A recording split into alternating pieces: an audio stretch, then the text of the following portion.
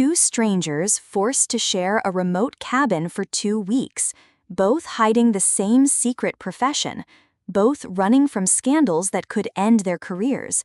Neither knows the other is a psychologist. The biggest lie isn't what they tell each other, it's what they tell themselves about what they're feeling.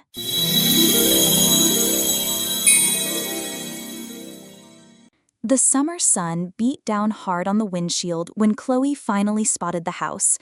After 3 hours driving through the winding roads of the Colorado mountains, she sighed with relief at seeing the rustic construction of wood and stone that she had rented for her much-needed vacation.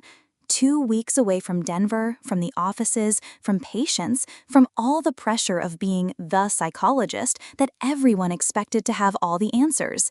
She parked under a leafy tree and was grabbing her bags when she heard the sound of another car coming up the gravel road. She frowned. The house was at the end of a dead-end road. There shouldn't be anyone else around. A black BMW stopped next to her Honda Accord, and from it stepped a tall man with dark hair, slightly tousled from the journey. He wore a light blue shirt with rolled-up sleeves and had a confident smile that faltered when his eyes met hers. For a moment, both stood frozen, staring at each other. Chloe felt a strange sensation in her stomach. He was attractive in a way that caught her off guard. There was something in his dark eyes, a sharp intelligence that made her feel truly seen. "Hi," he said, breaking the silence with a hesitant smile. "Sorry to ask, but is this Casa del Valle, number 247? "It is," Chloe replied, still holding her bags. "Why?" He ran his hand through his hair, looking genuinely confused. "Well, I rented this house for the next 2 weeks. I thought maybe I'd gotten lost or—" Chloe felt her stomach drop. "You what? Were you renting? Are you checking out?" he asked with a hopeful expression, as if this were the most logical explanation for the situation. "Because I also rented this house," Chloe completed, processing the situation, "for the same 2 weeks." They looked at each other for a moment, both trying to understand how this had happened. "Shit," he murmured, running his hand through his hair. "My reservation is exactly the same. Some error in the platform system." Despite the situation, Chloe found herself observing the way he spoke, direct, straightforward, but not aggressive. There was a calmness about him that contrasted with her own tension. Ethan, that's how he had introduced himself, approached to see her phone screen when she showed him her confirmation. Chloe caught a light scent of masculine cologne and something more subtle, perhaps the smell of coffee. He was close enough for her to notice he had a small scar on his left eyebrow. "I made the reservation 3 months ago," she said, pulling out her phone. "Look here, everything's confirmed. Casa del Valle, 247, June 15th to 29th. "Well," she said, crossing her arms, "you're going to have to find another place. I got here first." "Actually," he smiled, and she hated the fact that the smile made her feel a little flutter in her stomach. "My car passed yours on the last curve. Technically, I arrived first." "That's ridiculous." "Completely," he agreed, but was still smiling. "How about we call the platform and resolve this like civilized adults?" 40 minutes later, after several frustrated calls, they discovered there was an error in the rental platform system, that the owner was traveling in Europe and unreachable, and that there was no other accommodation available within 50 square miles. "So," Ethan said, leaning against the car with his arms crossed, "it seems we have a problem." Chloe bit her lower lip, a habit she'd developed when thinking. She had planned this vacation for months, needed this time away from everything. But at the same time, looking at this man who managed to keep her simultaneously irritated and intrigued, a part of her, a part she preferred to ignore, found the situation strangely exciting. "How about we share?" he suggested casually, as if the idea had just occurred to him, though Chloe suspected he'd been considering this possibility for some time. "Share? With a complete stranger?" she asked, but her voice didn't sound as firm as she would have liked. "Well, technically, we're not complete strangers anymore. I know you have a thing for red cars," he pointed to her Accord, "and that you bite your lip when you're thinking." She immediately stopped biting her lip, feeling her face heat up. "And I know you're too observant for your own good." "Touché," he laughed, and the sound made her smile despite herself. Look, I understand your concern. You don't know me, don't know if I'm a serial killer or something worse. How about we do this? I'll show you my driver's license, references, even my clean criminal record if you want, and you do the same. Then we establish cohabitation rules, schedules for using the kitchen, bathroom, those things. Chloe studied him for a long moment. There was something about him that reassured her, a sense that despite all the confidence and charm, he was fundamentally a good person. Besides, the alternative was to return to Denver and spend her vacation in her cramped apartment, probably working. All right, she said finally, but with strict rules, and at the first sign of strange behavior, I'm calling the police. Fair enough, he agreed, extending his hand. Ethan Reynolds, pleasure to officially meet you. Chloe Parker, she replied, shaking his hand. The grip was firm, warm, and lasted a second longer than would be strictly necessary. When they climbed the porch steps together, bags in hand, Chloe couldn't ignore the feeling that she was about to embark on an adventure. The next morning brought careful choreography of two strangers learning to share space. Chloe had woken early, hoping to claim the kitchen before Ethan's designated hours, but found him already there with fresh coffee and a notepad. Thought we should establish some ground rules, he said, gesturing to the empty chair across from him. Avoid any awkwardness. They spent the next hour dividing territories and schedules with the precision of diplomats negotiating a treaty. Chloe took the master bedroom with mountain views, citing safety concerns that made Ethan smile despite himself. Kitchen hours were split into neat time blocks, bathroom usage carefully coordinated, common areas designated as neutral zones with first-come, first-served privileges. No personal belongings in shared spaces, Chloe noted, writing methodically. No loud music after 10 p.m., no bringing strangers to the house without discussion. What about phone calls? Ethan asked, something flickering across his face. Private conversations should be taken outside or in your room, she replied, not noticing his slight tension.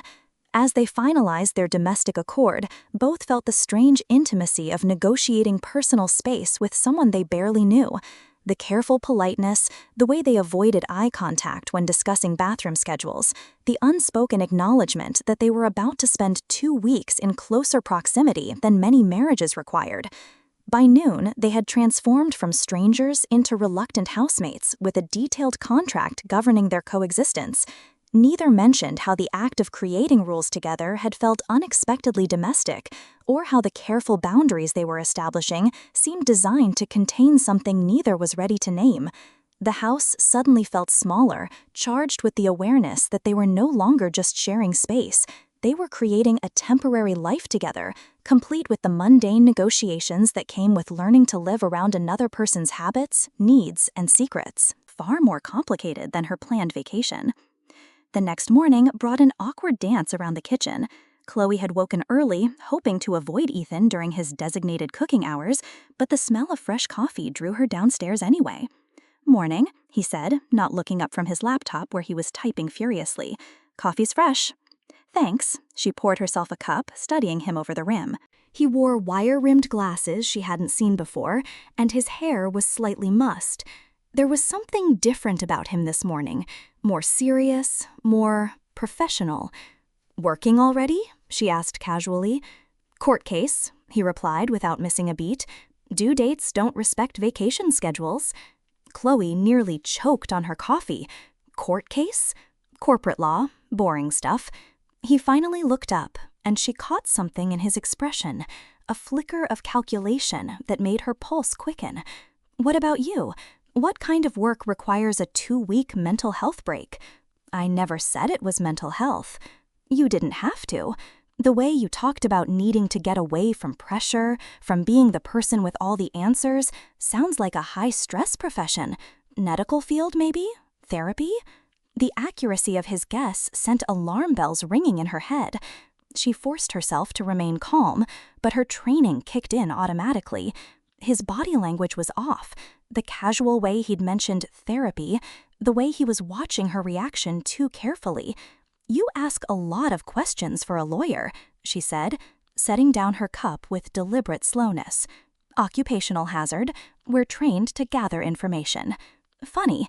I thought lawyers were trained to argue. That too. His smile didn't reach his eyes. So what do you do, Chloe Parker? You've successfully avoided answering twice now. Maybe I like being mysterious? Or maybe you're hiding something. The words hung between them like a challenge. Chloe felt her defensive walls slam into place, the same walls that had protected her through years of dealing with manipulative subjects, dangerous criminals, people who used charm as a weapon. Everyone's hiding something, Ethan. The question is why you're so interested in finding out what. He leaned back in his chair, and she caught him studying her micro-expressions. It was subtle, but she'd been trained to spot exactly this kind of behavioral analysis. Her heart rate spiked. I'm curious, because you're intriguing, he said simply. Most people are easy to read. You're not. Maybe I just value my privacy. Maybe. Or maybe you have good reasons to be careful. In my line of work, you learn that people who guard their secrets usually have something worth guarding. Chloe stared at him, her mind racing. Everything about this conversation felt like an interrogation disguised as flirtation. The way he asked questions, the way he processed her answers, the way he seemed to be cataloging her reactions. What kind of law do you practice exactly? She asked. Corporate litigation, contract disputes, merger issues, that sort of thing. It was smooth, practiced, too practiced, like a cover story he'd used before. Must be stressful, all those high-stakes negotiations. It has its moments. He closed his laptop with a snap. But I'm good at reading people, knowing when they're being honest. The comment felt like a direct challenge. Chloe met his gaze steadily, calling on every ounce of her professional training. And what are you reading about me right now? That you're scared, he said quietly. Not of me exactly, but of something. And that whatever you do for work, it's trained you to be suspicious of everyone. Her blood ran cold. He was right, and that terrified her, because either he was incredibly intuitive, or he was something far more dangerous than a charming lawyer on vacation. I think, she said, standing up carefully, that we should stick to our agreement about personal questions. Agreed, but his eyes never left hers. As long as you remember that some questions are just concern, not investigation. As she walked away, Chloe felt his gaze following her. In her room, she pulled out her phone and did something she'd sworn she wouldn't do on vacation. She started researching Ethan Reynolds, corporate lawyer. What she found made her stomach drop. Because Ethan Reynolds, the lawyer, existed, all right, but he died in a car accident 3 months ago. The phone call came while Chloe was still staring at her laptop screen, her hands trembling slightly. The ringtone made her jump. Chloe, honey, how are the mountains treating you? They're fine, Chloe managed, closing the laptop quickly. Beautiful. You sound distracted. Are you actually relaxing or are you working? I'm not working. She moved to the window, catching a glimpse of Ethan on the deck below. Emma, can I ask you something, hypothetically? Uh-oh, your hypotheticals are never good. What's wrong? If someone gave you a fake identity, what would that tell you about them? That they're either running from something or they're dangerous. Chloe, what the hell? A knock on her door cut Emma short. I have to go, Chloe whispered. Chloe, are you okay? You're scaring me. I'm fine. I'll call you back. She hung up quickly. Chloe? Ethan's voice came through the door. Everything all right? I heard you talking and you sounded upset. She opened the door cautiously. He stood there looking genuinely concerned, holding 2 cups of tea. Peace offering, he said. I think we got off on the wrong foot this morning. Did we? She didn't take the tea. Look, I know I came on strong with the questions. It's a bad habit, occupational hazard, I guess. I tend to overanalyze situations when I'm out of my element. He set 1 cup on her dresser, but I can see it made you uncomfortable. Ethan. She wanted to confront him about the name, about the dead lawyer, but something held her back. If he was dangerous, backing him into a corner might be the worst thing she could do. I know we're basically strangers sharing a house, he continued, but something about this situation is making me forget my usual boundaries. That's not like me. His phone buzzed, then buzzed again, and again. Aren't you going to answer that? She asked. His jaw tightened imperceptibly. It's not important. The phone kept buzzing. Chloe watched his face carefully as he tried to ignore it. There was tension there, stress, maybe even fear. Sounds urgent. It's not. But his voice had taken on an edge. Some people don't understand boundaries. The irony wasn't lost on her. I can relate to that. His phone started ringing. The sound was sharp, insistent. Ethan's hand moved toward it, then stopped. "Answer it," Chloe said softly. "I'll give you privacy." "No, it's—" The phone stopped ringing, then immediately started again. "Fuck," he answered abruptly. "What?" His voice was cold, professional, nothing like the warm tone he'd been using with her. Chloe started to leave, but something in his posture made her pause in the doorway. "I told you I needed more time. No, that's not an option. Listen to me very carefully. I am not coming back until this is finished." She could hear an angry voice on the other end, though she couldn't make out words. "Don't threaten me," Ethan said quietly. "You know exactly why I left, and you know I'm right to stay away until—" He noticed Chloe watching and turned away quickly. "I can't discuss this now." He hung up and stood with his back to her for a moment, his shoulders tense. "Bad client?" she asked gently. "Something like that." He turned around, and she was surprised to see real vulnerability in his eyes. "Chloe, can I ask you something?" "Depends what it is." "Have you ever felt like you were living someone else's life? Like the person everyone expects you to be isn't really you? The pressure to be the perfect therapist, the one who could handle anything, who never let emotions interfere with patient care?" "Every day," she admitted. "That call was from someone who wants me to be that other person, the one I'm trying to take a break from being." "What kind of person?" He looked at her for a long moment. "The kind who hurts people."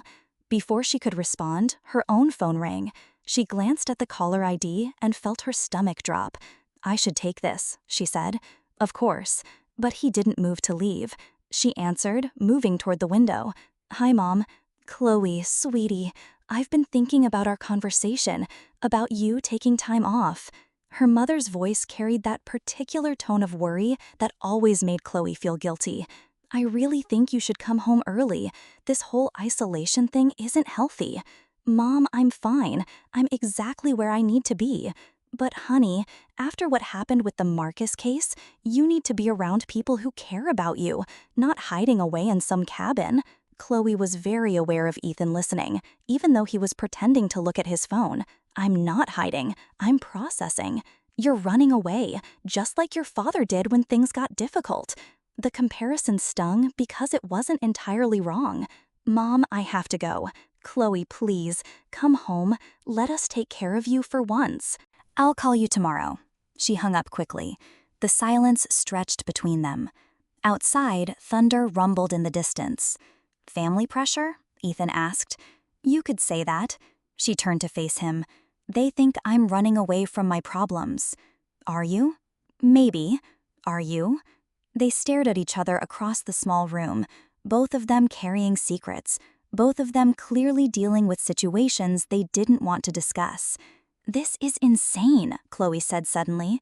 "We're complete strangers, and we're both here hiding from whatever our real lives are. We don't even know each other's real names, probably." Ethan went very still. "What makes you say that?" "Because everything about this situation is wrong. The coincidence, this tension between us, the fact that we're both so evasive about basic questions." She crossed her arms. "So who are you really, Ethan Reynolds?" "I could ask you the same thing, Chloe Parker." "I asked first." His phone buzzed again, then hers. Both of them looked at their devices, then at each other. "This is crazy," she said suddenly. "Completely," he agreed. But neither of them moved to leave. Despite the suspicion, despite the lies, despite every instinct telling them to run, they stayed exactly where they were, drawn to each other by something neither of them understood. The storm was getting closer. The power went out at exactly 9:47 p.m. Chloe was in her room, reading by lamplight and trying not to think about the man downstairs when everything went dark. The sudden silence was deafening. No hum of the refrigerator, no soft jazz from Ethan's room, just the sound of rain hammering against the windows. "Chloe?" his voice carried up the stairs. "You okay up there?" "I'm fine," she called back, feeling around for her phone's flashlight. "Breaker box?" "Checking now." She heard his footsteps moving through the house, the beam of his phone light dancing across the walls. Thunder cracked overhead, so close the whole house seemed to shudder. Her phone battery was at 12%. Great. Carefully, she made her way to the bedroom door and opened it. The hallway was pitch black, but she could see the faint glow of Ethan's light moving around downstairs. "Any luck?" she called. "The whole grid's down. This storm's bigger than they predicted."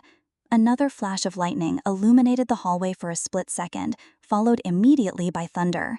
The storm was right on top of them now. Chloe started toward the stairs, one hand trailing along the wall for guidance. She'd made it halfway down the hall when the next lightning strike hit, so bright and sudden it left her temporarily blind. She stumbled, disoriented, and bumped into something solid and warm. Ethan's hands caught her shoulders, steadying her. "I've got you," he said quietly. They were standing close enough that she could feel the warmth radiating from his body, could smell that subtle scent of coffee and something else. Soap, maybe, or aftershave? In the darkness, every other sense seemed heightened. "I was looking for candles," she said, her voice coming out softer than intended. "Kitchen pantry, I found some." His hands were still on her shoulders, his thumbs moving in small, unconscious circles against her skin. "We should get downstairs before the next." The lightning came again, and in that brief moment of illumination, their eyes met. Something shifted in the air between them, something electric that had nothing to do with the storm. When the darkness returned, neither of them moved. "Chloe," he said, and there was something in his voice she hadn't heard before. Uncertainty, maybe? Or wonder. "We should," she started, but didn't finish the sentence. Should what? Go downstairs? Maintain their careful distance? Pretend that standing this close to him wasn't making her heart race? Should what? He asked, and she realized he'd moved closer. Or maybe she had. In the darkness, it was impossible to tell who had closed the gap between them. "I don't know," she whispered. His hand came up to touch her face, fingers tracing the line of her cheek with devastating gentleness. She should pull away. Every rational part of her mind was screaming that this was dangerous, that she didn't really know him, that he was lying about something fundamental. Instead, she found herself leaning into his touch. "This is crazy," she breathed. "Completely," he agreed, but he didn't pull away either. The next kiss of lightning seemed to last forever, and in that extended moment of brightness, she saw his face clearly. The careful mask he usually wore was gone, replaced by something raw and honest and absolutely certain. When darkness fell again, his lips found hers. The kiss was soft at first, tentative, a question rather than a demand. But when she responded, when her hands fisted in the fabric of his shirt and pulled him closer, something broke loose between them. All the tension of the past 2 days, all the careful circling and suspicious glances and unspoken want poured into that kiss. He pressed her back against the wall, his body warm and solid against hers, and she thought dimly that she'd never been kissed like this before, like she was something precious and dangerous all at once. "God, Chloe," he murmured against her lips, and she could hear the same desperate confusion in his voice that she felt. This was insane. This was reckless. This was everything she'd trained herself not to do. She did it anyway. Her room was closer. Somehow they made it there without breaking apart, stumbling through the darkness, hands and mouths and whispered words that probably didn't make sense, but felt absolutely necessary. When they fell onto her bed together, the storm outside seemed to mirror the one building between them, fierce and unstoppable and absolutely beyond their control. For one night, the lies didn't matter, the suspicions didn't matter. Nothing mattered except the way he touched her like she was the answer to a question he'd been asking his whole life. Chloe woke to gray morning light and the sound of Ethan moving quietly around the room, getting dressed. The events of the night before came flooding back all at once. The storm, the darkness, the way he'd made her feel things she'd forgotten she was capable of feeling. She kept her eyes closed, listening to him gather his clothes, and felt reality crashing back down around her. What had she done? She was supposed to be taking a break from complications, not creating new ones. She was supposed to be figuring out her life, not tangling it up with a man who was clearly lying about who he was. A man whose real name she didn't even know. The bedroom door closed softly behind him, and only then did she allow herself to open her eyes. Her laptop was still sitting on the dresser where she left it yesterday, and with it, the search results that proved Ethan Reynolds was a dead man. She needed to get out of here, needed space, to think, to figure out what game he was playing and why she'd let herself get swept up in it. By the time she made it downstairs, he was gone.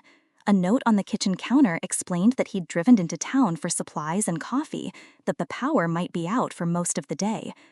Chloe stared at the note, written in his careful handwriting, and felt something twist in her chest. Even his handwriting was probably fake. She was dressed and in her car within 10 minutes. The drive into town was longer than she remembered, winding roads made treacherous by fallen branches and standing water. But she needed the time to think, needed to put physical distance between herself and whatever spell that house, that man had cast over her. She spent the day in the small town they discovered together, nursing coffee in the bookstore cafe and trying to make sense of what was happening to her. Every rational thought told her to pack up and leave, to get as far away from Ethan, whoever he was, as possible. But every time she thought about leaving, she remembered the way he looked at her in those moments of lightning. Not like he was analyzing her or trying to figure her out, but like he was seeing her, really seeing her, for the first time in his life. It felt real. God help her. It felt more real than anything had in months. Her phone buzzed around 3 p.m. A text from an unknown number. "Hope you're safe. Power's back on. Made dinner in case you're hungry when you get back. E." She stared at the message for a long time. He could have gotten her number from the rental agreement, probably. Or maybe he'd taken it from her phone at some point. The fact that she didn't know should have been terrifying. Instead, she found herself driving back toward the house as the sun began to set. She found him on the deck, reading the same Tolstoy novel she'd seen that first night. He looked up when he heard her car, and the relief that crossed his face was so genuine it made her chest tight. "Hi," he said simply. "Hi." They looked at each other across the space between them, and she could feel the weight of everything that had changed overnight. "Chloe, about last night." "Don't," she said quickly. "Please, I need to know something first." "Okay." "Are you married?" The question seemed to surprise him. "No, absolutely not. Are you?" "No." She took a breath. "Are you dangerous? To me, I mean?" He was quiet for a long moment, and she watched him consider the question with the same careful attention he seemed to give everything. "Not in the way you mean," he said finally. "I would never hurt you physically, Chloe. But emotionally?" He looked down at his hands. "I think we could destroy each other pretty easily." It wasn't the reassurance she'd been hoping for, but it was honest. More honest than anything else he'd said to her. "Ethan," she said, and then stopped. Because what could she ask? Who are you really? Why are you lying? What do you want from me? "I know you have questions," he said quietly. "I have them too. About you, about this, about what the hell we think we're doing. So what do we do?" "I don't know." He closed his book and looked at her directly. "All I know is that last night was the most honest I've felt in months, even though everything else about this situation is complicated. That's one word for it." The silence stretched between them, heavy with unspoken truths and half-formed fears. "I made pasta," he said eventually, "if you're hungry." Such a simple offer, such a normal thing to say, but somehow it felt like the most important question he'd ever asked her. "I'm hungry," she said. As they walked into the house together, Chloe realized she'd made a choice.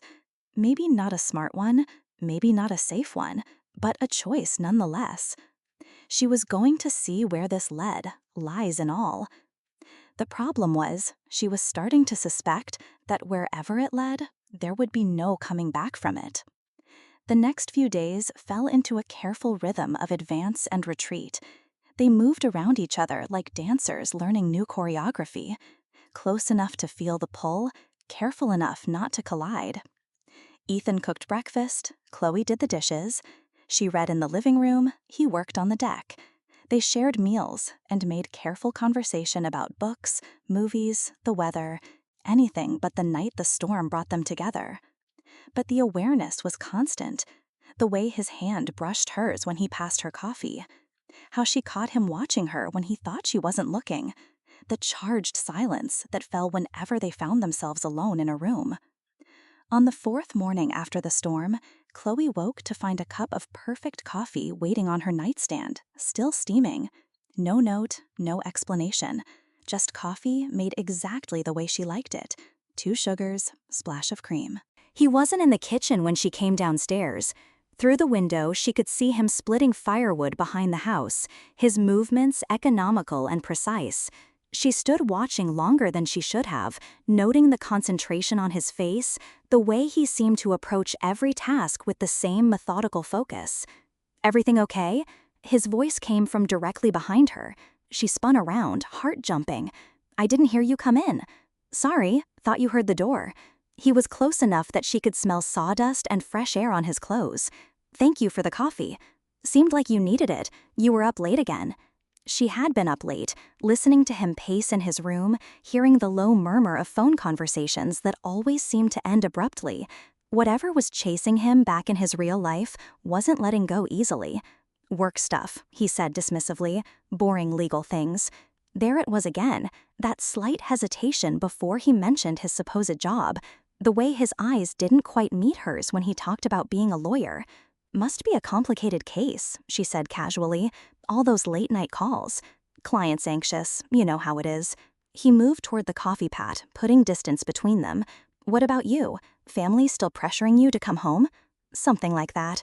She'd had 3 more calls from her mother, 2 from Emma, and 1 very awkward conversation with her practice partner, wondering when she was planning to return. "They think isolation isn't healthy."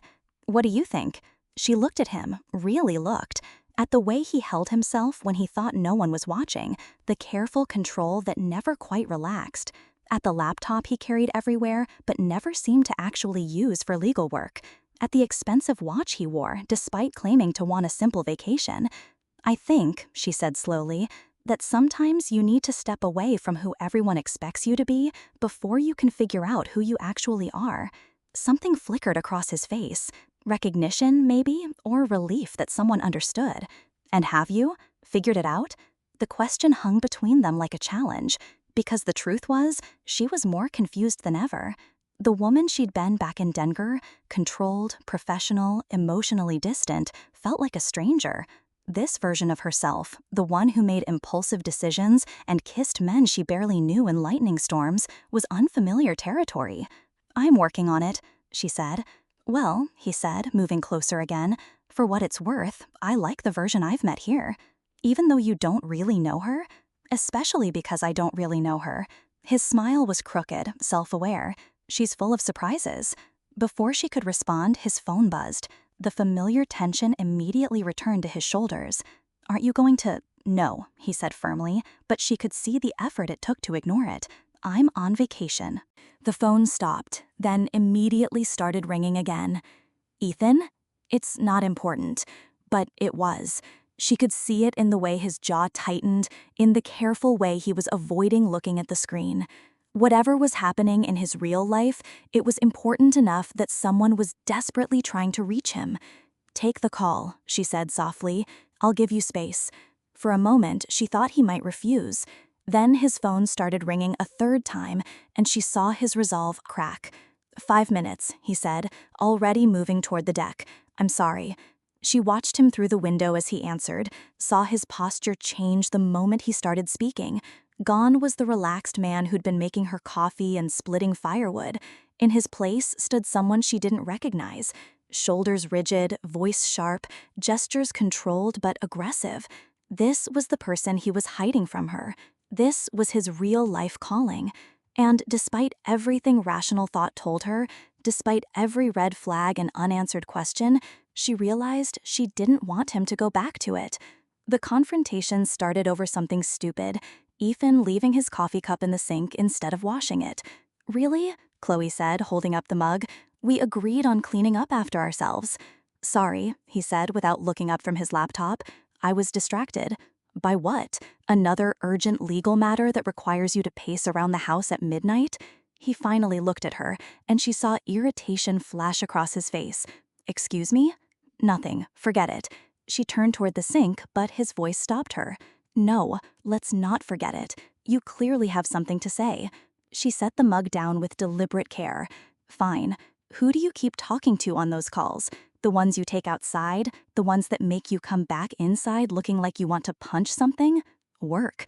I told you. What kind of work requires that many crisis calls during vacation? What kind of corporate lawyer gets phone calls at 11 p.m. that make him storm around the house?"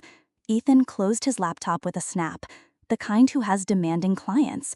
Not everyone gets to take a clean break from their responsibilities, Chloe." "Clean break?" She turned to face him fully. "What's that supposed to mean?" "It means some of us can't just run away when things get difficult." The words hit like a slap.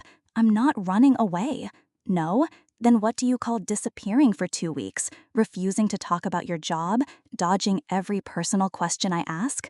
"Being private. There's a difference." "Is there? Because from where I'm standing, it looks like you're hiding from something. Or someone." Chloe felt heat rise in her chest. "You want to talk about hiding? You've been lying about who you are since the moment we met. I haven't lied about anything. Haven't you? Corporate lawyer, right? Merger negotiations? Because, funny thing, you don't know the first thing about corporate law. I've tested you 3 times in casual conversation, and you failed every single time." Ethan went very still. "Tested me?" "The way you talk about contracts, about litigation procedures, it's all wrong. Either you're the worst lawyer in America, or you're lying about what you do. And you would know because? Because I'm not an idiot. No, because you work with lawyers, or in the legal field, which means you've been lying too." They stared at each other across the kitchen, both breathing hard, both realizing they'd said too much. "I never claimed to be anything," Chloe said carefully. "You claimed to work with people. You've dodged every direct question about your job for a week. Maybe because it's none of your business." "None of my business?" Ethan stood up, and she could see real anger now. "We slept together, Chloe. We've been living together, sharing meals, sharing—" He ran his hands through his hair. "I thought we were building something here." "Built on what? Lies? You're one to talk. I haven't been taking mysterious phone calls and pretending they're about imaginary clients. And I haven't been analyzing every word that comes out of your mouth like you're conducting some kind of psychological evaluation."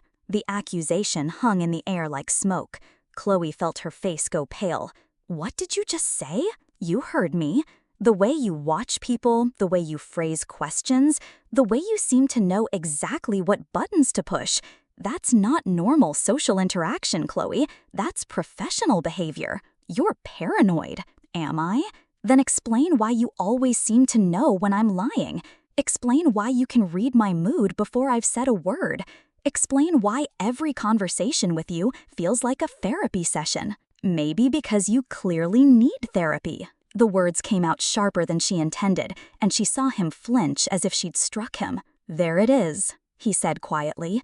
"The professional opinion." "Ethan, I didn't mean—" "Yes, you did." He moved closer, and she could see something dangerous in his eyes. "You meant every word, because that's what you do, isn't it? You analyze people for a living. You pick them apart, find their weaknesses, figure out what makes them tick." "Stop. Therapist? Psychologist? Social worker? Which one, Chloe?" Her heart was pounding so hard she was sure he could hear it. "You don't know what you're talking about." "Don't I? Then why do you look terrified right now? Why do you look like I just figured out your biggest secret?" "Because you're scaring me." "Good," he said, but there was no satisfaction in it. "Maybe now you know how it feels to be dissected by someone you trusted." I never. You never what? Never analyzed me? Never tried to figure out what was wrong with me, why I was here, what I was running from? He laughed, but it was bitter. That first night, you read me like a book. Every insecurity, every defense mechanism, you saw right through all of it. That's not what happened. Isn't it? Then why haven't you been surprised by anything I've said or done? Why do you always seem 3 steps ahead of every conversation? Because she was trained to be. Because reading people was as natural to her as breathing. Because she couldn't turn off that part of her brain even when she wanted to. You're right, she said finally. I am a psychologist. And you're right, I have been analyzing you. But not because I wanted to, because I can't help it. Can't help it? It's what I do. It's who I am. And I hate it. The admission came out raw, unfiltered. I hate that I can't meet someone without immediately cataloging their defense mechanisms. I hate that I can't have a normal conversation without hearing all the things people aren't saying. I hate that everyone I get close to eventually feels like a patient. Ethan stared at her, and she saw some of the anger drain from his face. Is that why you're here? He asked quietly. Because you're tired of being the person who fixes everyone else? Among other reasons. What are the other reasons? She looked at him, really looked, at the careful way he was holding himself, at the exhaustion in his eyes, at the obvious pain he was trying so hard to hide. What about you? She asked instead. What are you really running from, Ethan? And don't say demanding clients. For a moment, she thought he might actually tell her. She saw something crack in his expression, saw him consider whether to trust her with the truth. Then his phone rang. He looked at the screen, and whatever softness had been building between them immediately disappeared. I have to take this, he said. Of course you do. He answered the call and walked out onto the deck, but she could hear fragments through the glass door. No, I told you I need more time. You don't understand the situation. If I come back now, everything falls apart. When he came back inside, his face was a mask she didn't recognize.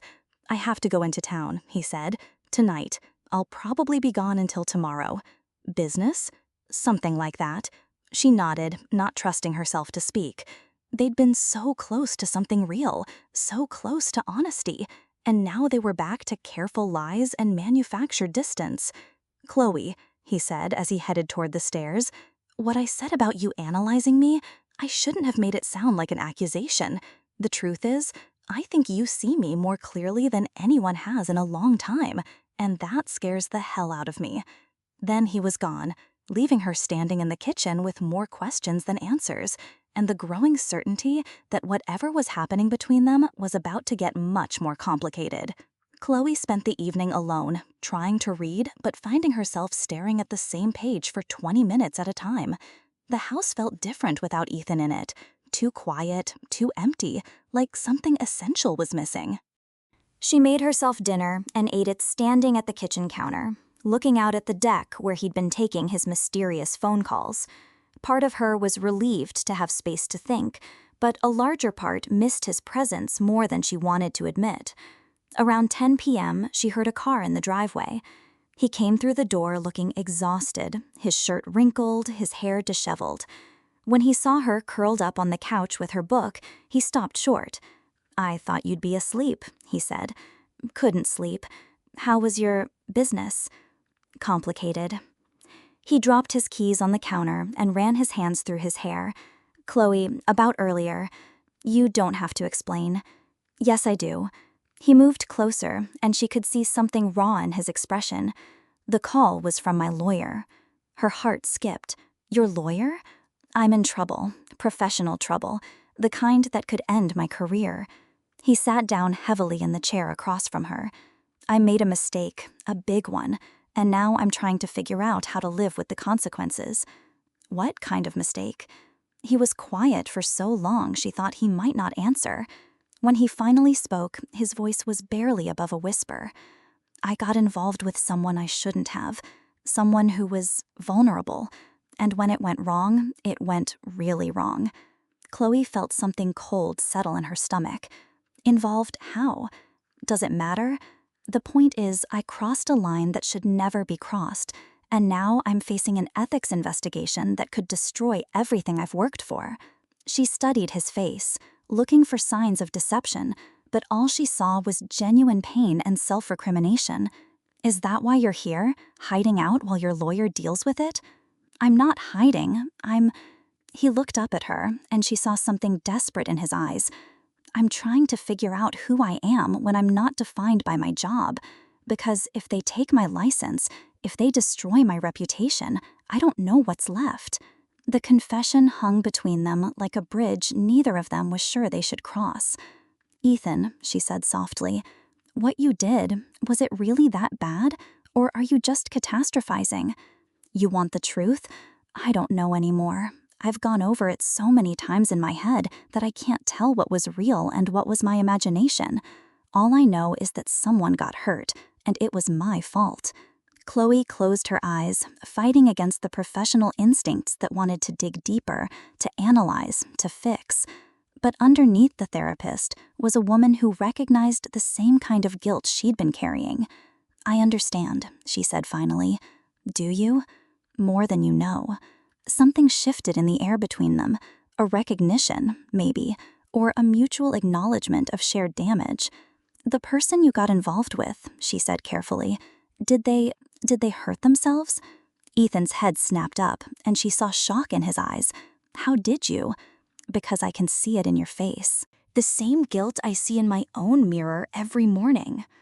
What happened to you, Chloe?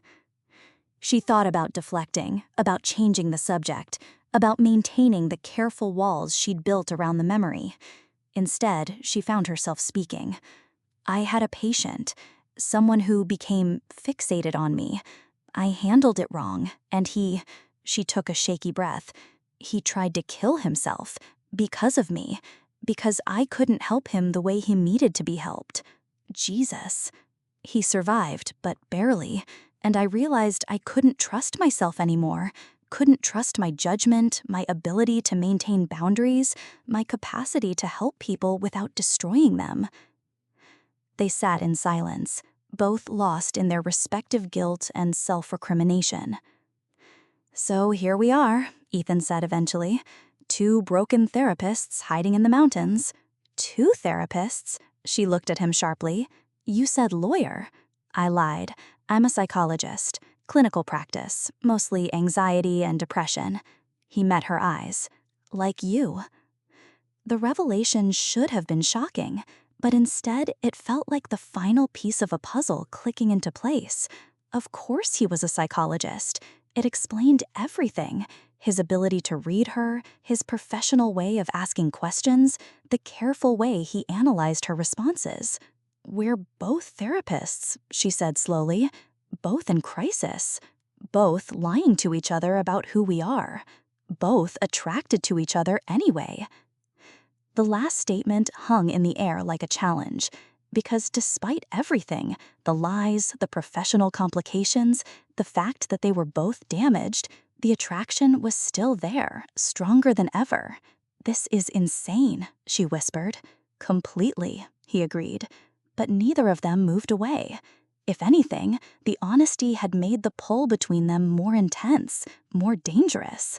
Chloe, he said, his voice rough, I know this is complicated. I know we're both disasters right now, but I can't stop thinking about you. I can't stop wanting. Don't, she said, but there was no conviction in it. Don't what? Don't tell you that you're the first person I've met who understands what it's like to carry this kind of guilt? Don't admit that being with you is the only time I stop hating myself? She looked at him, really looked, at the pain in his eyes, at the careful way he was holding himself back, at the obvious war between what he wanted and what he thought was right. We're terrible for each other, she said. Probably. We're both too damaged to be in any kind of relationship. Definitely. And we still don't really know each other. Not really. True. She stood up, and for a moment he thought she was going to walk away. Instead, she moved closer.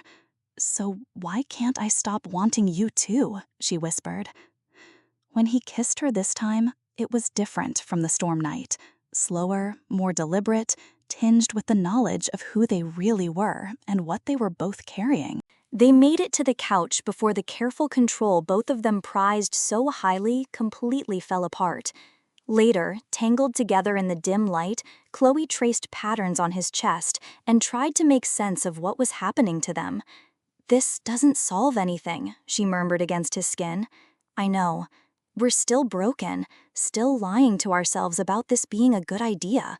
I know. And tomorrow we'll probably regret this. Probably." His arms tightened around her. "But right now, I don't care." She lifted her head to look at him and saw her own confusion and desperate need reflected in his eyes. They were therapists. They were supposed to be the ones with answers, the ones who helped other people navigate complicated emotions and impossible situations. Instead, they were the ones drowning. But at least they were drowning together. The revelation came by accident, the way the most devastating truths always do. Chloe was in the kitchen making tea when Ethan's phone rang. He'd been in the shower, and the sound echoed through the quiet house with unusual urgency. After the fourth ring, she called out, "Ethan, your phone!" No answer. The ringing stopped, then started again immediately. She found his phone on the coffee table, the screen lighting up with each call. The name Attorney Sullivan flashed insistently. "Ethan," she called again, but heard only the sound of running water upstairs.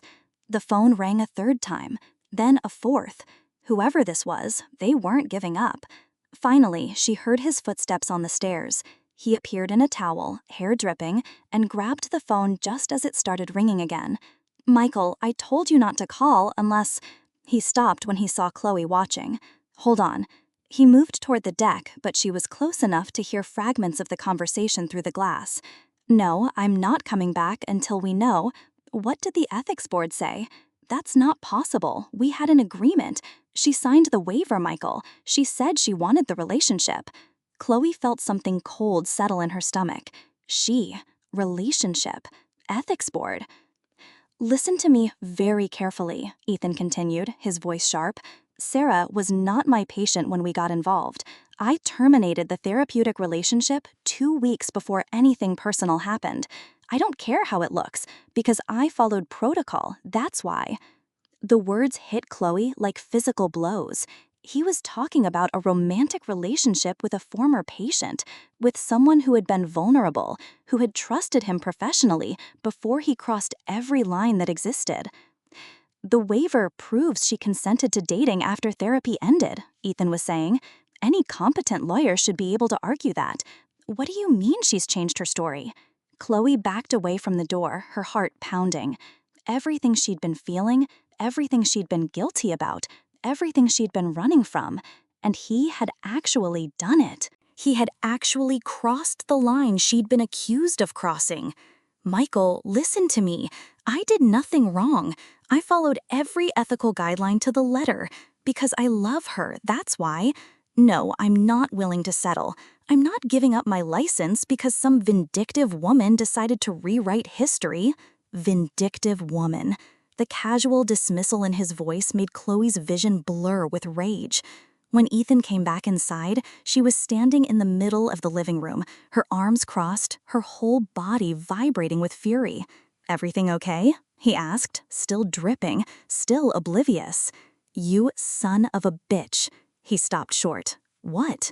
You actually did it." Her voice was barely controlled. "You actually slept with your patient." The color drained from his face. "Chloe, let me explain." "Explain what? How you're fighting to keep your license after violating every ethical standard of our profession? How you're calling the woman who trusted you vindictive because she's telling people what you did to her? It wasn't like that, wasn't it? Because from what I just heard, you terminated therapy so you could date her. You had her sign some kind of waiver so you could cover your ass legally. I waited 2 weeks. 2 weeks? Chloe's voice cracked. You think 2 weeks makes it okay?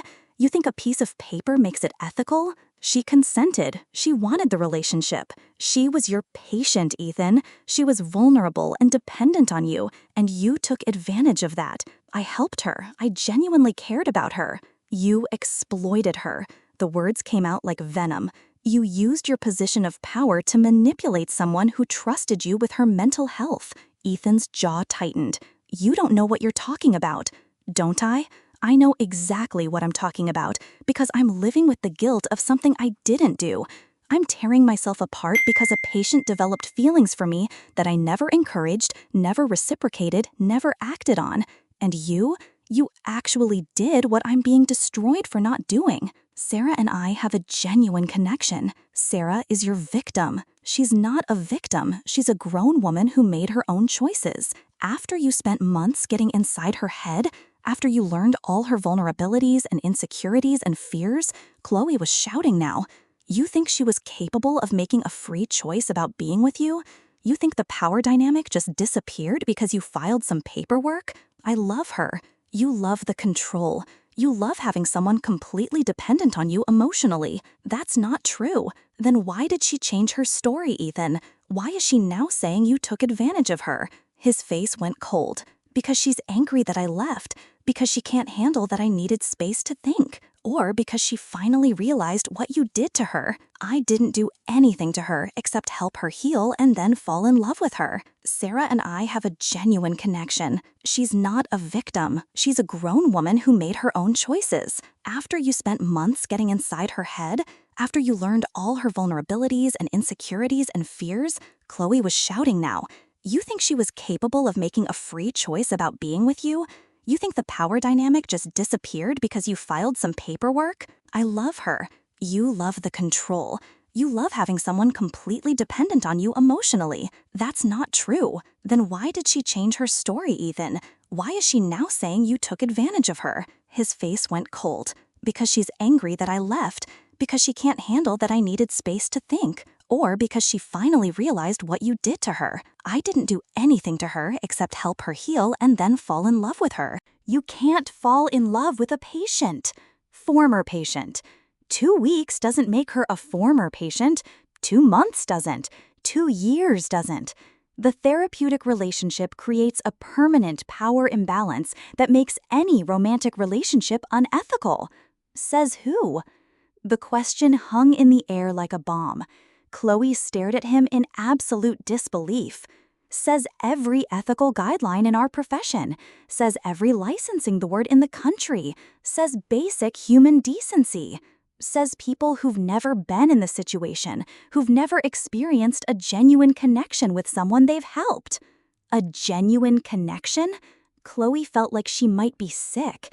Is that what you call it when you sleep with someone who came to you for help? I call it love. You don't know what love is. Love doesn't exploit vulnerability. Love doesn't take advantage of power imbalances. Love doesn't manipulate someone's mental health for personal gain. You're being naive, Ethan said, and there was something cold in his voice she'd never heard before. You're so caught up in rules and regulations that you can't see past them to what's actually happening between two people. Rules? Chloe's voice was getting dangerously quiet. You think ethics are just arbitrary rules? I think they're guidelines that don't account for real human connection. They're protections for vulnerable people who trust us with their lives. They're barriers that prevent genuine healing. Genuine healing? She was shaking now. You think sleeping with patients is healing? I think human connection is healing. I think love is healing. What you did wasn't love. It was abuse. Don't you dare call it abuse. What else would you call it? You were in a position of power over someone who was emotionally dependent on you, and you used that position to get what you wanted. What I wanted was to help her. What you wanted was to sleep with her. I wanted to be with someone who understood me, someone who had seen me at my most professional and still wanted to know the real me. She didn't see the real you. She saw the persona you created to make her feel safe. She fell in love with her therapist, not with Ethan Cross the man. You don't know what you're talking about. I know that I'm sitting here destroying myself over a patient who developed feelings I never encouraged, and you're standing there defending actually doing what I'm accused of. Maybe the difference is that I was honest about my feelings. The words hit her like a slap. Honest? You call manipulating a vulnerable woman honest? I call recognizing a genuine connection honest. I call admitting when therapy has created something deeper than a professional relationship honest. Therapy didn't create anything. You created it by crossing boundaries that exist for a reason. Those boundaries are outdated.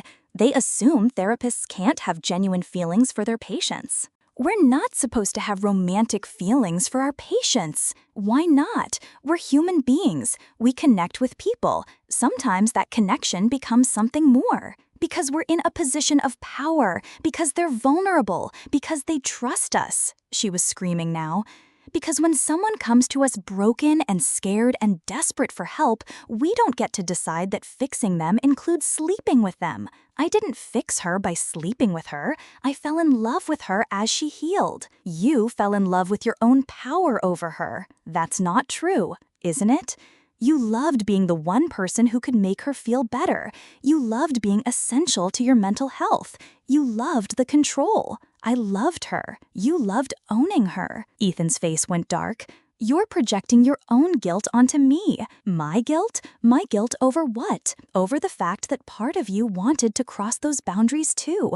Over the fact that you enjoyed having someone obsessed with you. The accusation hit her like a physical blow. How dare you? You liked it, didn't you? Having someone who hung on your every word, who thought you were perfect, who would do anything for your approval. Stop. That's why you feel so guilty. Not because you couldn't help him, but because part of you enjoyed the power you had over him. You were sick. I'm honest. I'm willing to admit that the therapeutic relationship can create powerful feelings on both sides. You're too scared to acknowledge that you felt something too. I felt responsible for his well-being. I felt guilty when I couldn't help him. I felt horrified when he tried to hurt himself because of me. Because of you? Or because of feelings you unconsciously encouraged. Chloe moved toward him before she realized what she was doing, her hand raised. She stopped herself inches from his face, trembling with rage. If you ever, she said, her voice deadly quiet, ever suggest that I encouraged a patient's romantic feelings, I will destroy you. Will you? The way you're destroying yourself over imaginary guilt? My guilt isn't imaginary. I failed him. You failed him by not acknowledging the connection between you. There was no connection. There's always a connection, Chloe. The question is whether you're honest about it or whether you pretend it doesn't exist until someone gets hurt. The way you were honest, by terminating therapy so you could sleep with your patient, I was honest about my feelings and I acted ethically within the guidelines. You acted like a predator. I acted like a human being who fell in love with someone who couldn't consent to love you back because you had too much power over her mental state. She could consent. She did consent. After you spent months making her emotionally dependent on you, I spent months helping her heal. And then you collected your payment. The words hung between them like poison. Ethan went very still. What did you just say? You heard me. You helped her heal and then you collected your payment by sleeping with her. Get out. This is exactly what you did. You provided therapy, you made her dependent on you, and then you leveraged that dependence into a sexual relationship. Get out of this house. You're no different from any other predator who uses his position to exploit vulnerable women. Ethan moved toward her, and for a moment she thought he might actually hit her. Instead, he stopped just inches away, his whole body radiating fury. You sanctimonious bitch, he said quietly. You're so busy playing the perfect therapist that you can't see what's right in front of you. What's in front of me is someone who violated every ethical principle of our profession and is trying to justify it by calling it love. What's in front of you is someone who was honest about his feelings instead of letting them fester until they destroyed someone. You destroyed her by sleeping with her. I saved her by being honest with her. You can't save someone by fucking them, Ethan. And you can't save someone by pretending you don't have feelings for them. They stood there breathing hard, inches apart, both shaking with rage and something else, something that felt dangerously close to violence. I want you out of this house, Ethan said, his voice tight with controlled fury. I'm not going anywhere. You can't stay here judging me for something you don't understand. What don't I understand? That you fell in love with your patient? She stepped closer. Or that you're still in love with her? It's complicated. It's really not. You exploited someone vulnerable, and now you're facing the consequences. I didn't exploit anyone. Sarah wanted the relationship as much as I did. Sarah was your patient. She was vulnerable, dependent on you, and you used that. I helped her heal. And then you collected your payment? Ethan's hands clenched. Don't you dare reduce what we had to something transactional. What would you call it? You provided therapy, created dependence, then leveraged it into sex. I fell in love. You fell in love with your own power over her. That's not true. When did you realize you had feelings? Before or after she started depending on you completely? He opened his mouth, then closed it. You don't know, do you? Because the feelings and the power got mixed up until you couldn't tell the difference. Stop psychoanalyzing me. Then stop giving me so much material. You think you're so perfect, but I think you felt something for your patient too. That's why you're so angry. How dare you? What was his name? What was it about him that got under your skin? You don't know what you're talking about. I know guilt when I see it, and your guilt isn't from following rules perfectly, it's from wanting to break them. You're wrong. The way you're looking at me right now, that's not professional disapproval.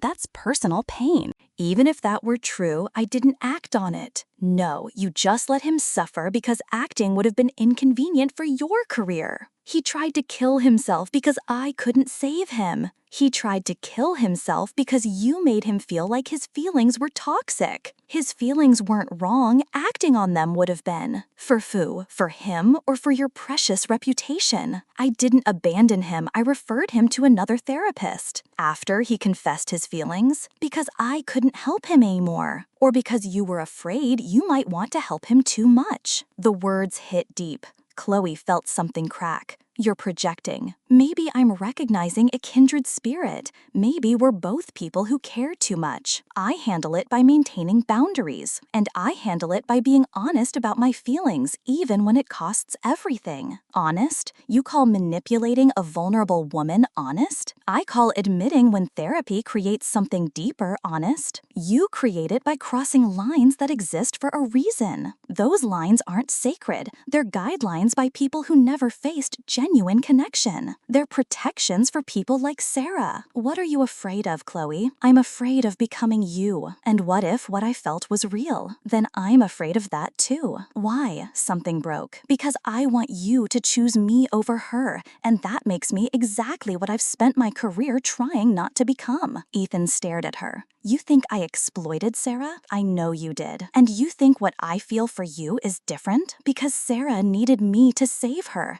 You're challenging me to save myself. They stood there, both breathing hard, both looking like they'd survived a war. And then Chloe started to laugh.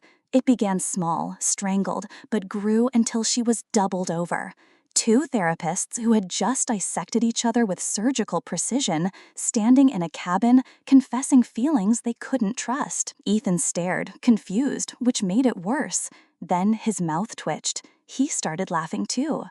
They laughed until they cried, at their expertise turned against each other, their complete inability to apply professional knowledge to their own lives. When it died down, they sat in stunned silence, emotionally wrung out and horrified by what they'd revealed. The next 3 days passed in careful avoidance.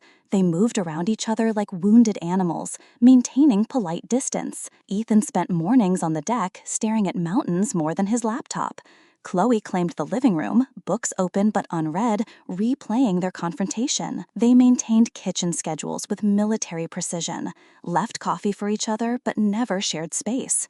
The awareness was constant. Footsteps overhead, shower running, careful pauses before entering shared rooms. Chloe found herself reanalyzing every interaction with her former patient.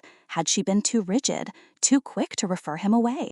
She'd focused so intensely on perfect boundaries that she'd never considered whether they'd actually served him or just protected her. From the deck, she caught fragments of Ethan's calls.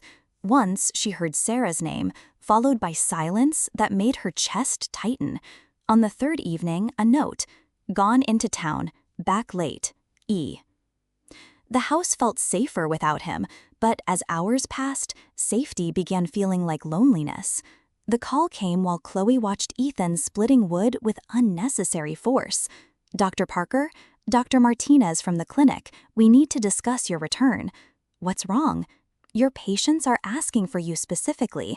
Sophie Chen is having breakthrough anxiety. She says the substitute doesn't understand her the way you do. She shut down completely." The words hit uncomfortably close to recent conversations about authentic connection. "I'm not ready." "Chloe, maybe the best thing for your patients, and you, is getting back to work. Remember why you became a therapist."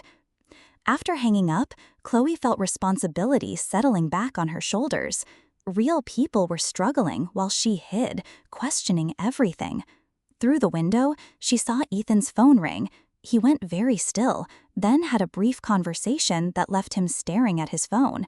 When he came inside, his face was carefully neutral. "Everything okay?" "Sarah's coming home tomorrow. She wants to see me, to talk about everything." They both knew everything included more than just Sarah. It included what had happened between them. "Are you going to see her?" "I don't know. I don't know anything anymore. I have to go back to work. My patients need me.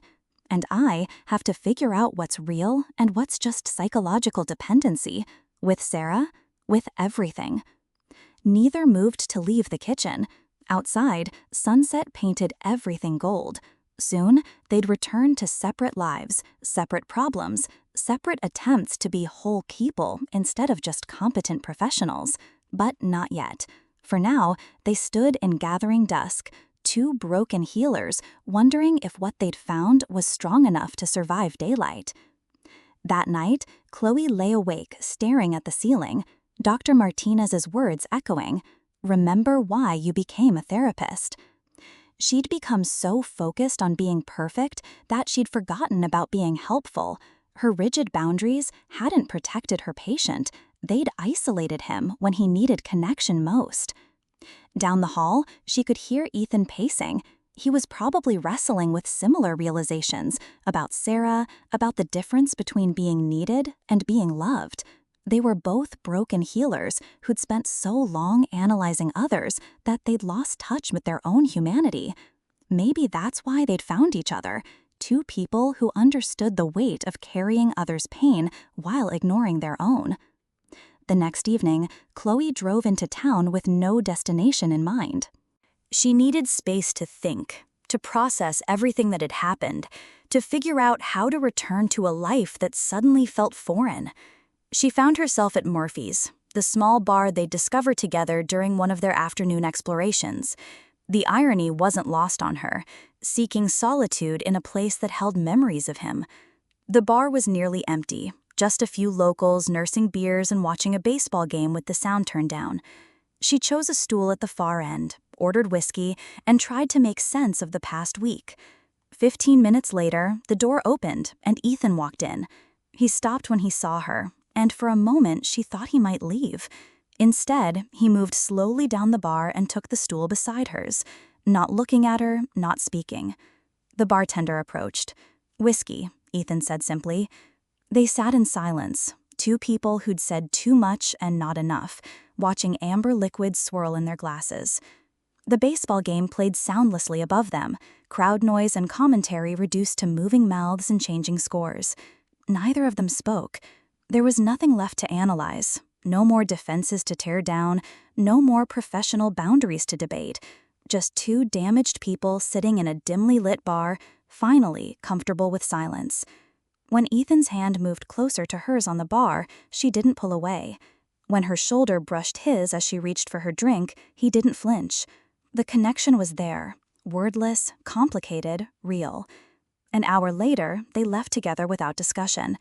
The drive back to the house was silent, but the silence felt different now, expectant, honest. When they reached the cabin, Ethan followed her inside, up the stairs, into her room. No words were necessary. No analysis, no professional concerns, no guilt about the past or anxiety about the future. Just two people who'd found something unexpected in each other's brokenness, finally ready to stop fighting it. Dawn filtered through the curtains, painting everything in soft gold. Chloe woke to find Ethan watching her, his fingers tracing lazy patterns on her shoulder. "I called Sarah last night," he said quietly, "before I went to the bar." Chloe went still, but didn't pull away. "I told her it was over, really over, that I couldn't give her what she needed because I was in love with someone else." How did she take it? "Better than I expected. I think part of her knew." He was quiet for a moment. "She said she hoped I'd learn the difference between needing someone and loving them." "Have you?" "Yeah, I needed Sarah to make me feel important. But you?" He turned to face her fully. "You make me want to be better than I am." Chloe felt something settle in her chest, a peace she hadn't experienced in months. "I'm going back to work," she said, "but I'm going to do things differently, less rigid, more human." "And us?" "I don't know what we are. Two therapists who probably shouldn't be together but can't seem to stay apart." Maybe that's enough for now. Maybe it is. They lay there as morning light grew stronger, two broken people who'd found something worth healing for. They were loading their cars after 2 weeks when a dusty pickup truck pulled into the driveway. "Oh no," a weathered man called out, hurrying toward them. "You folks checking out today? I just got back from Europe yesterday, been completely off the grid. My property manager told me about the booking disaster. I'm so sorry." Ethan and Chloe exchanged a look. "Two different people, same dates, same house," the owner continued anxiously. "Must have been a nightmare. How did you manage it? I was terrified I'd come back to find the police had been called or something worse." "We figured it out," Chloe said, biting back a smile. "Worked out better than we expected," Ethan added, reaching for her hand. The owner looked baffled. "Really? No complaints? No demands for refunds? Most people would have been furious about being forced to share with a complete stranger." "The mistake," Chloe said, looking at Ethan, "turned out to be exactly what we needed." "Don't understand it, but I'm glad nobody got hurt," the man muttered, shaking his head. As they drove away together, both heading back to Denver, but together now, Chloe laughed at the absurdity of it all. Some mistakes were exactly what you needed. Your heart knows the way. Subscribe and follow the beauty.